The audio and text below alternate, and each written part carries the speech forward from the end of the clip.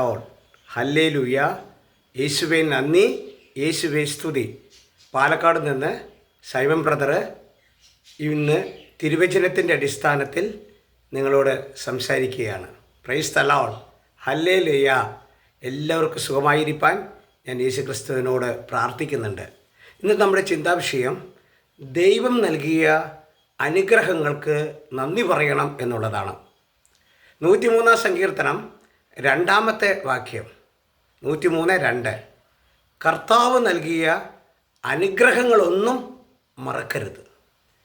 ഇന്ന് വാഴക്കുളത്ത് നിന്ന് ഒരു സഹോദരൻ എന്നെ വിളിച്ചിട്ട് വീടിൻ്റെ ജപ്തി നടപടികളും അതുപോലെ സാമ്പത്തിക കടബാധ്യതകളും 2.5 കോടി കടബാധ്യതകളെക്കുറിച്ചൊക്കെ എന്നോട് പറഞ്ഞ് പ്രാർത്ഥിക്കാൻ പറഞ്ഞു. അപ്പോൾ ഞാൻ ചോദിച്ച ചോദ്യം ഇതാണ്: ഇതുവരെ നിങ്ങളെ വളർത്തി വലുതാക്കിയ, ഇതുവരെ നിങ്ങളെ പരിപാലിച്ച ആ യേശുക്രിസ്തുവിനെക്കുറിച്ച് നിങ്ങൾ നന്ദി പറഞ്ഞ് പ്രാർത്ഥിക്കുന്നുണ്ടോ? അതേ, ഒന്നും മിണ്ടിയില്ല. ഇപ്പോൾ നമ്മൾ പറയുന്നൊരു കാര്യമുണ്ട്, എന്തെങ്കിലും ഒരു അനുഗ്രഹം കിട്ടിയാൽ അത് ഭാഗ്യം കൊണ്ട് കിട്ടിയത്, അപകടത്തിന് രക്ഷിച്ചാൽ അത് ഭാഗ്യം കൊണ്ടാണ്, കുഞ്ഞുങ്ങളെ ലഭിച്ചാൽ അത് ഭാഗ്യം കൊണ്ടാണ്, അല്ലെങ്കിൽ എൻ്റെ കഴിവ് കൊണ്ടാണ്. ഇതാണ് ഇന്ന് നമ്മൾ പലരും ചിന്തിക്കുന്നതും പറയുന്നതും. Praise the Lord. പ്രിയപ്പെട്ടവരെ, ഭാഗ്യം എന്ന വാക്ക് ഒരു മലയാളത്തിലൊരു പദം മാത്രമാണ്. അത് ദൈവത്തിൽ നിന്ന് വരുന്നില്ല. ദൈവം നൽകുന്നത് അനുഗ്രഹമാണ്. ദൈവം അനുഗ്രഹിച്ചാലല്ലാതെ ഒരാൾക്കും ഈ ഭൂമിയിൽ ജീവിക്കാൻ സാധിക്കില്ല. ജീവൻ നിലനിർത്തുന്നത് ദൈവമാണ്. നിൻ്റെ ആയുസ്സിൻ്റെ ഹൃദയം മിടിപ്പ് നിലനിർത്തുന്നത് ദൈവമാണ്, യേശുവാണ്. അതെന്തുകൊണ്ട് നിങ്ങൾ അതിനെ ഓർക്കുന്നില്ല? പ്രഭാതത്തിൽ നിങ്ങൾ ഉണർന്ന് കിടക്കിൽ നിന്ന് എഴുന്നേൽക്കുന്നത് യേശുവിൻ്റെ കരുണയാണ്, അനുഗ്രഹമാണ്. എത്രയോ പേര് കിടപ്പിൽ പാരാലിസിസായി കിടക്കുന്നു. എത്രയോ പേര് കിടപ്പിൽ സൈലൻ്റ് അറ്റാക്കിൽ മരിച്ചു പോകുന്നു. എത്രയോ പേർക്ക് ആഹാരം കിട്ടാതെ കഷ്ടപ്പെടുന്നു. ഞൊടിയിടയിൽ ഒരു അപകടത്തിലൂടെ എത്രയോ പേര് മരിച്ചു പോകുന്നു. പ്രിയപ്പെട്ടവരെ, ഇത് ഭാഗ്യം കൊണ്ടല്ല നിങ്ങൾ രക്ഷപ്പെട്ടത്. ദൈവമായ യേശുവിൻ്റെ കരുണ കൊണ്ടാണ്, അനുഗ്രഹം കൊണ്ടാണ്, അഭിഷേകം കൊണ്ടാണ്. അതുകൊണ്ട് സങ്കീർത്തനം 109:30 വാക്യം ഇങ്ങനെ പറയുകയാണ്: എൻ്റെ അധരങ്ങൾ കർത്താവിന് ഏറെ കൃതജ്ഞത അർപ്പിക്കും, ജനക്കൂട്ടിന് നടുവിൽ ഞാൻ അവിടുത്തെ പ്രവർത്തിക്കും.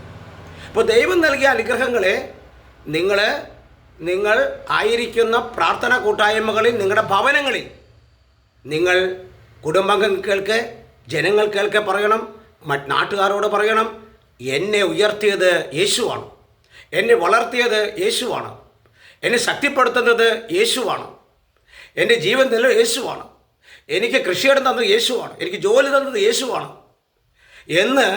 എനിക്ക് മക്കളെ തന്നത് യേശുവാണ്, എനിക്ക് സ്വന്തം അവകാശപ്പെട്ടതല്ല, ദൈവത്തിൻ്റെ ദാനമാണ് അതെല്ലാം. വീണ്ടും 100 സങ്കീർത്തനം 4 വാക്യം: കൃതജ്ഞതാഗീതത്തോടെ അവിടുത്തെ കവാടങ്ങൾ കടക്കുവിൻ, സ്തുതികൾ ആലപിച്ചുകൊണ്ട് അവിടുത്തെ അങ്കണത്തിൽ പ്രവേശിക്കുവിൻ. പ്രിയപ്പെട്ടവരെ, ഇന്ന് നമ്മൾ അനുഗ്രഹം ഏറ്റുപറയാത്തത് കൊണ്ട്, മറ്റുള്ളവരുടെ മുമ്പിൽ അനുഗ്രഹം പറയാത്തത് കൊണ്ട്, ദിവസം ദൈവം തന്ന നന്മകളെക്കുറിച്ച് നന്ദി പറയാത്തത് കൊണ്ട് ഇന്ന് പലരും അധപതനത്തിലാണ്, തകർച്ചയിലാണ്. ഇത് ലൂക്കായുടെ സുവിശേഷത്തിൻ്റെ 17 അധ്യായം അതിൻ്റെ 16-17 വാക്യങ്ങളിൽ ഇപ്രകാരം നാം വായിക്കുന്നുണ്ട്. കർത്താവ് പറയാൻ 10 കുഷ്ഠരോഗികൾ യേശുവിൻ്റെ അടുത്ത് വന്നു. യേശു പറയും, പോകുന്നവർക്ക് സുഖം പ്രാപിക്കും. എന്നാൽ അവർ സുഖം പ്രാപിച്ചു. പക്ഷേ ഒരു വിജാതിയൻ, ഒരു അക്രസ്തവൻ മാത്രം വന്ന് യേശുവിനോട് നന്ദി പറഞ്ഞു. ബാക്കി 9 പേര് എവിടെ എന്ന് കർത്താവ് ചോദിക്കുകയാണ്.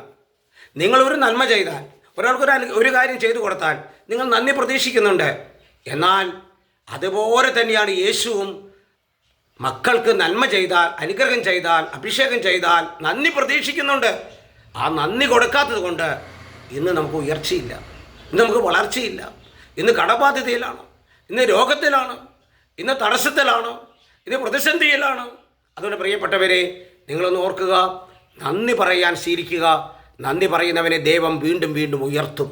ദിവസവും നന്ദി പറയുന്നവനെ ദൈവം ഉയർത്തും. നന്ദി പറയാത്തവൻ സ്വാർത്ഥനാണ്, അവൻ കഷ്ടതയുടെ നടുവിലൂടെ കടന്നു പോകും. അപ്പോൾ കഷ്ടത മാറണമെങ്കിൽ നീ നന്ദി പറഞ്ഞ് ശീലിക്കണം, നന്ദി പറയണം. നീ ജനങ്ങളുടെ മധ്യേ നിൻ്റെ ഇടവകയിൽ, നീ കാണുന്ന വ്യക്തികളിൽ, നിൻ്റെ കുടുംബത്തിൽ നന്ദി പറയാൻ ശീലം. ദൈവം തന്നു, ദൈവം തന്നു, യേശു തന്നു, യേശു തന്നു എന്ന് പറയാൻ സാധിക്കും. ദൈവം നിങ്ങളെ അനുഗ്രഹിക്കട്ടെ. അടുത്ത എപ്പിസോഡിൽ കാണാം. Praise the Lord. ഹല്ലേലൂയ. യേശുവേ നന്ദി, യേശുവേ സ്തുതി, യേശുവേ നന്ദി.